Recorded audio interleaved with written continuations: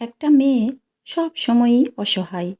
কখনো তার পরিবারের কাছে, কখনো স্বপ্নের কাছে, কখনো ইচ্ছের কাছে, আবার তার ভালোবাসার কাছেও। একটা মেয়ে তার জীবনের প্রত্যেকটা সময় অন্যের জন্য বেঁচে থাকে। জন্মের পর বাবা-মায়ের জন্য, বিয়ের পর স্বামীর জন্য, সন্তান হওয়ার পর সন্তানের জন্য। আসলে মেয়েদের নিজের জীবনের কোনো চাওয়া পাওয়া থাকে না। আসসালামু আলাইকুম। আমার প্রিয় আপু ভাইয়ারা, সবাই কেমন আছেন? আশা করি আল্লাহর রহমতে ভালো আছেন, সুস্থ আছেন। প্রত্যেকদিন যথারীতি যে কাজগুলো নিয়ে আমাদেরকে ব্যস্ত থাকতে হয়, সেই রুটিন অনুযায়ী সেই কাজ করতেই চলে এসেছি। ভালো থাকা, মন্দ থাকা কোনো কিছুর ওপরই আমাদের এই কাজগুলোর একদমই ছুটি নেই। ভালো থাকলেও করতে হয়, খারাপ থাকলেও করতে হয়। কিচ্ছু করার থাকে না আমাদের। কখনো, কখনো যদি কেউ পরিবার থেকে ছাড়ও দেয়, কিন্তু নিজেদের বিবেকের কাছে যেয়ে আটকে যাই। কিছুই করতে পারি না। ওই যে আমরা যে মধ্যবিত্ত পরিবারে বড় হয়েছি, মধ্যবিত্ত পরিবারেই জীবনটা পার করে দিচ্ছি। আলহামদুলিল্লাহ। কোনো অভিযোগ নেই এই জীবন নিয়ে। তবে অনেক চাওয়ার আছে। আল্লাহ তাআলার কাছে প্রত্যেকটা মুহূর্তে প্রতিনিয়ত চাই। জানি না আল্লাহ কখন এই চাওয়া পাওয়াগুলো পূর্ণ করবে। তবে পূর্ণ বিশ্বাস আছে ইনশাআল্লাহ একদিন সব চাওয়া পাওয়াগুলো আল্লাহ তাআলা পূর্ণ করে দিবেন। যাই হোক, কথা বলতে বলতে বেশ কিছু কাজ আগিয়ে নিয়েছি। এখন আমি ডিমগুলো পরিষ্কার করে রেখে দিচ্ছি।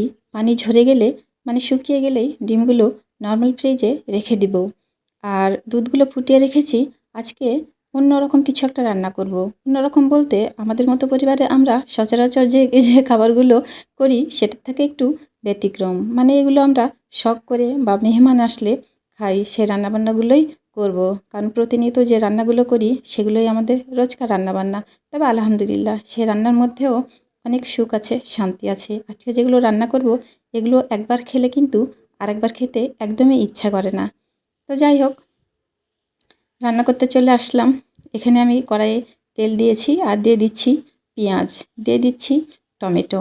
আমি একটা স্পেশাল মশলা তৈরি করব আর দিয়ে দিচ্ছি চীনাবাদাম।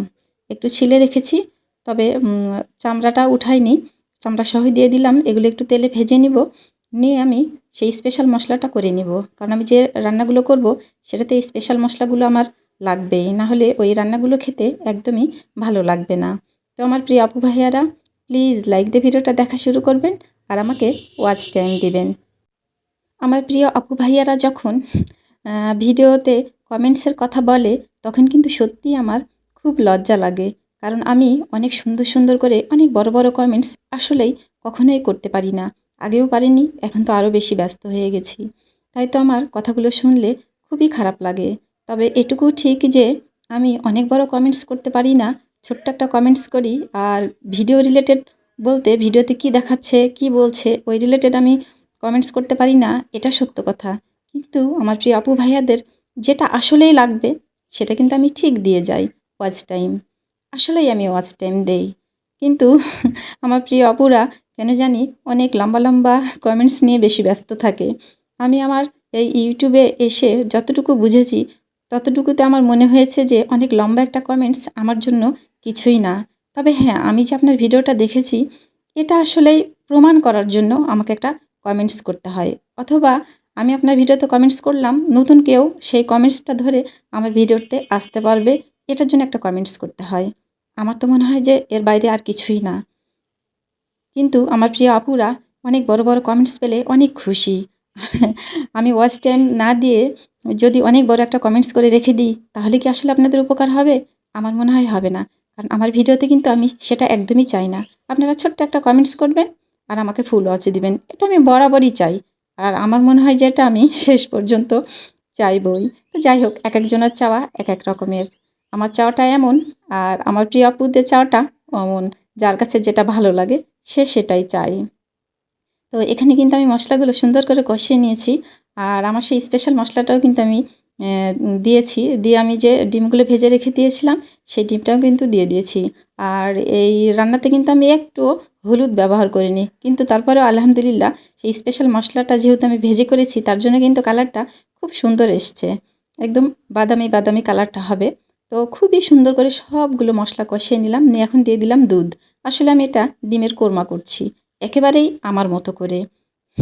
আমি ঠিক যেমন করে করতে পারি বা আমার কাছে যে উপকরণগুলো থাকে সেটা দিয়েই আমি করে নিই। তো আমি আমার মতো করে ডিমের কোরমাটা করলাম। আমার প্রিয় আপুরা অনেক সুন্দর করে ডিমের কোরমা করতে পারে, করে।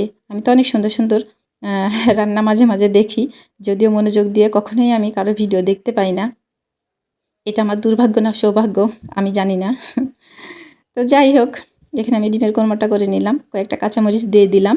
আর এখানে একটু দিয়ে দিব ভেজে রাখা গুঁড়া গরম মসলাগুলো দিয়ে আমি সুন্দর করে নাড়াচাড়া করে উঠিয়ে নেব। ডিমের কোরমাটা কিন্তু হয়ে গেছে। আর আমি এই প্রথম ডিমের কোরমাটা এভাবেই করলাম।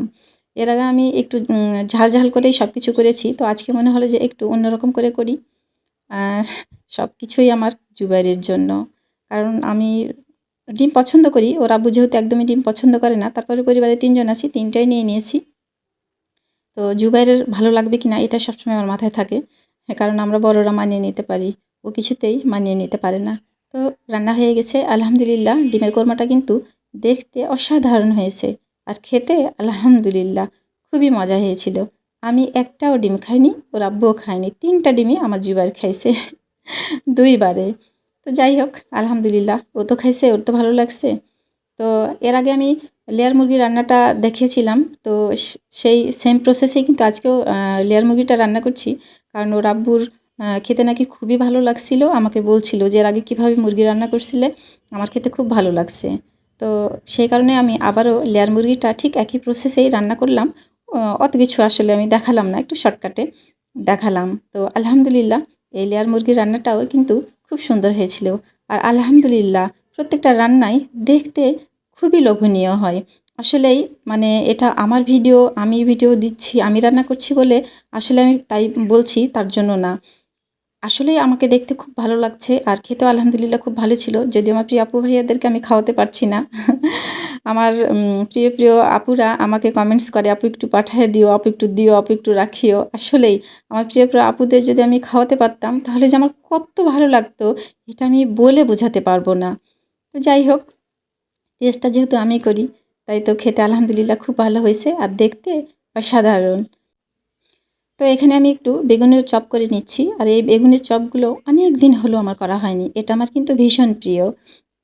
তো আসলে আমি প্রতিদিন যেটা রান্না করি সেটা ভীষণ প্রিয় বলি, তাই না? আসলেই আমার কাছে কিছু, কিছু খাবার আছে সেগুলো ভীষণ প্রিয়। তার মধ্যে এই বেগুনের চপটাও। তো বেগুনের দাম অনেক বেশি। আমার ছাদ বাগানে বেগুনের গাছ আছে কিন্তু এখনও বেগুনটা কেবলই একটু আসছে, খাওয়ার উপযোগী হতে এখনও অনেক সময়। তো কিনে এনেছি, এনে বেগুনগুলো ভেজে নিলাম। আর এই যে এখানে পোলাও, বিরিয়ানি যেটা হোক একটা কিছু করে নিয়েছি।